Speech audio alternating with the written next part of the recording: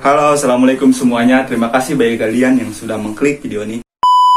Oke guys, jadi di video kali ini saya akan kembali menceritakan sebuah kisah, sebuah tragedi yang terjadi di Indonesia, tepatnya di bulan Oktober. Di mana pada tanggal 19 Oktober 1987, dunia perkeretaapian Indonesia mengalami masa yang sangat kelam. Karena pada saat itu terjadi sebuah kecelakaan hebat yang melibatkan dua buah kereta jurusan Rangkas Bitung Tanah Abang dengan kereta jurusan Tanah Abang Merak. Korbannya yaitu mencapai ratusan orang dan diklaim menjadi salah satu kecelakaan terparah sepanjang sejarah perkeretaapian Indonesia sampai saat ini. Baik guys, jadi sebelumnya bagi kalian yang belum subscribe, silahkan subscribe video ini dan tonton video ini sampai habis. Oke guys, jadi seperti biasa kita akan masuk dulu ke kronologi ceritanya ya. Jadi pada awalnya kereta api Patas bertipe KA225 jurusan Rangkas Bitung Tanah Abang itu dijadwalkan tiba di stasiun Sudimara pada pukul 6:49 waktu Indonesia bagian Barat. Ya, rencananya akan bersilang dengan kereta api tipe KA220 jurusan Tanah Abang Merak. Namun pada kenyataannya mengalami keterlambatan sekitar 6 menitan. Nah, stasiun Sudimara ini nih guys ya, ini terletak di daerah Jombang, Kecamatan Ciputat, Kota Tangerang Selatan. Nah, dengan kondisi seperti itu, stasiun Sudimara yang memiliki 3 jalur lintasan itu dijadwalkan penuh dan tidak dapat melakukan persilangan lagi dengan kereta manapun. Nah, karena jalur 1 itu kondisinya sangat buruk karena hanya dilakukan untuk sepur simpan saja. Sementara di jalur 2 itu diisi oleh kereta pengangkut barang Indosmen. Nah, sementara di jalur 3 pada saat itu diisi oleh kereta api KA225 yang sedang berhenti. Nah, untuk menghindari hal seperti itu, penumpukan hal seperti itu, maka pihak stasiun Sudimara itu harus segera memberangkatkan kereta api KA225 untuk menuju ke stasiun Kebayoran. Nah, tadinya rencananya akan dilakukan di stasiun Sudimara. Nah, karena kondisinya seperti itu, maka dipindahkan persilangannya itu dilakukan di stasiun Kebayoran. Nah, maka dibuatlah surat pemindahan tempat persilangan atau PTP. Nah, namun katanya nih guys ya, surat itu diberikan tidak sesuai dengan prosedur karena diberikan kepada petugas kereta api KA225 yang seharusnya diberikan kepada masinisnya langsung. Nah, barulah setelah itu pihak stasiun Sudimara kemudian menghubungi stasiun Kebayoran, mengonfirmasi bahwa kereta api KA225 ini akan melakukan persilangan di stasiun Kebayoran. Nah, akhirnya dihubungilah. Nah, yang bertugas di stasiun Kebayoran pada saat itu yaitu Mad Ali. Karena pada saat itu di stasiun Kebayoran itu mengalami pergantian shift, pergantian jam kerja. Shift pagi kemudian diisi oleh Pak Umriyadi. Pak Mad Ali kemudian mengatakan kepada Pak Umriyadi bahwa kereta api KA225 dan kereta lain KA251 itu belum tiba di stasiun Kebayoran. Nah, namun di sini nih udah ada miskomunikasi antara Pak Mad Ali dengan Pak Umriyadi yang jaga shift malam dengan jaga shift pagi. Nah, di sini Pak Mad Ali tidak mengatakan bahwa persilangan akan dilakukan di stasiun Kebayoran. Nah, barulah setelah itu kereta api KA251 itu tiba di stasiun Kebayoran, kereta lain. Nah, dari situ Pak Umriyadi kemudian berniat untuk memberangkatkan kereta api KA 225 untuk memberangkatkan kereta api KA 220 menuju ke stasiun Sudimara untuk melakukan persilangan dengan kereta api KA 225. Nah, kemudian Pak Umriyadi menghubungi pihak stasiun Sudimara yang pada saat itu yang bertugas yaitu Pak Jamhari. Nah, namun komunikasi itu tidak ditanggapi serius oleh Pak Jamhari. Nah, kemudian setelah komunikasi ditutup, Pak Umriyadi kemudian memberangkatkan kereta api KA 220 menuju ke stasiun Sudimara. Nah, karena Pak Umriyadi sendiri kan tidak dikasih tahu kalau misalkan persilangan akan dilakukan di stasiun Kebayoran. Dia menyangkanya persilangan itu akan tetap dilakukan di stasiun Sudimara. Nah,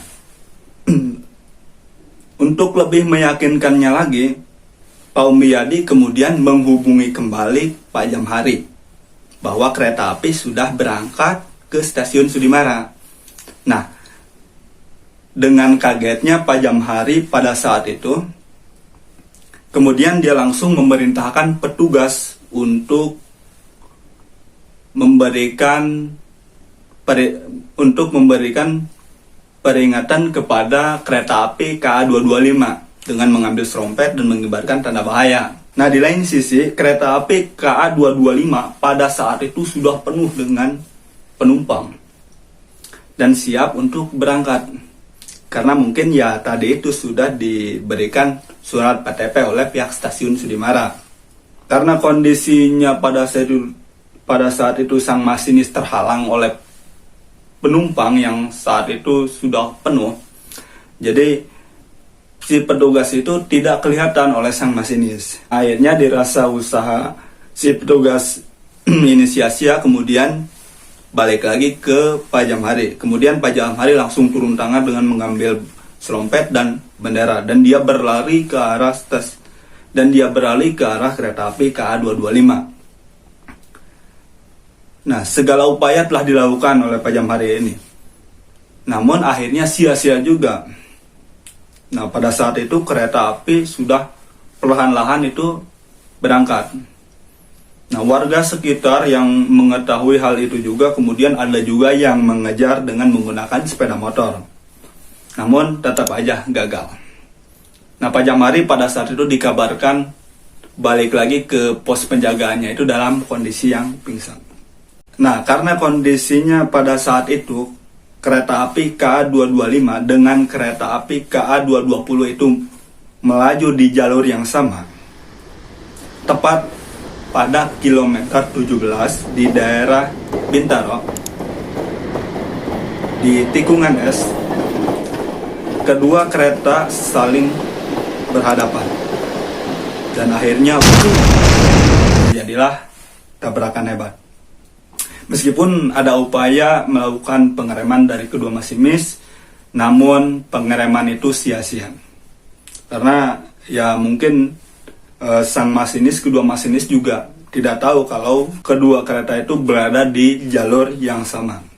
Karena posisinya pas tikungan jadi terhalang juga, jadi akhirnya tabrakan pun tak terhindarkan. Dua buah lokomotif dari kedua kereta rusak parah. Nah, pada saat itu banyaklah warga yang berkumpul untuk melakukan evakuasi ditambah dengan pihak TNI dan kepolisian. Nah, karena pada saat itu kondisinya sangat parah, jadi korban-korban itu banyak yang terjepit di mesin-mesin. Hal itu menyulitkan para relawan untuk melakukan evakuasi. Nah, setelah evakuasi selesai, kemudian dirilislah daftar mengenai korban pada peristiwa naas tersebut. Nah, diketahui 139 orang meninggal pada peristiwa tersebut. 72 diantaranya meninggal di tempat, sedangkan yang lainnya meninggal secara sekarat. Nah, dari 139 orang ini, 113-nya itu teridentifikasi.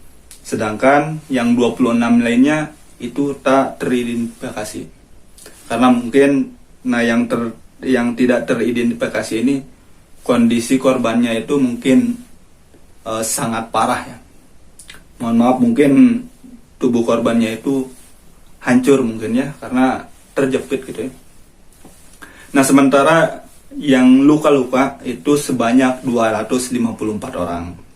Nah, kerugian material pun itu ditaksir pada saat itu, pada zaman itu mencapai 2 miliar. Alhamdulillahnya pada saat itu sang masinis dari kereta api KA 225 bersama dengan keneknya itu selamat. Namanya Selamat Suraidio, sedangkan keneknya itu bernama Adung Sapai. Nah, namun sang masinis KA 220 itu tidak diketahui. Nah, di sini tidak diceritakan apakah dia meninggal atau selamat ya. Di sini tidak diceritakan tentang kondisinya. Nah, kemudian setelah itu dilakukanlah persidangan dan diketahui bahwa penyebab kecelakaan tersebut yaitu kelalaian dari pihak stasiun Sudimara yang tidak memberikan tanda aman kepada kereta api KA 225. Nah, sang masinis Pak Selamat Suraidio kemudian diponis dengan hukuman 5 tahun penjara dengan tudingan bahwa dia menjalankan kereta api tanpa perintah dari pihak stasiun Sudimara. Nah, namun pada saat itu Pak Selamat Suraidio membantah tudingan tersebut. Dia mengatakan bahwa dirinya tidak mungkin menjalankan kereta api tanpa perintah dari stasiun Sudimara dan dia hanya mengikuti instruksi yang telah diberikan oleh pihak stasiun Sudimara. Nah, sementara keneknya Adung Sapai itu diponis dengan hukuman 2,5 tahun penjara. Nah, nasib serupa juga dialami oleh Pak Jamari, petugas dari stasiun Sudimara, dan Pak Umriyadi, pihak dari stasiun Kebayoran, yang diponis masing-masing dengan 10 bulan penjara saja. Nah, di sini sangat mengherankan juga ya guys ya. Nah, kita tahu tadi penyebab kecelakaannya yaitu kelalaian dari pihak stasiun Sudimara yang tidak memberikan tanda aman kepada pihak kereta api KA 225. Nah, namun di sini yang dihukum lebih berat justru sang masinis dari kereta api KA 225. Dan ini menjadi tanda tanya juga, ini kenapa bisa seperti itu ya. Nah, jadi intinya nih guys, kalau kalian nonton dari awal sampai akhir cerita, bisa disimpulkan bahwa penyebab kecelakaan itu yaitu miskomunikasi, kesalahan komunikasi.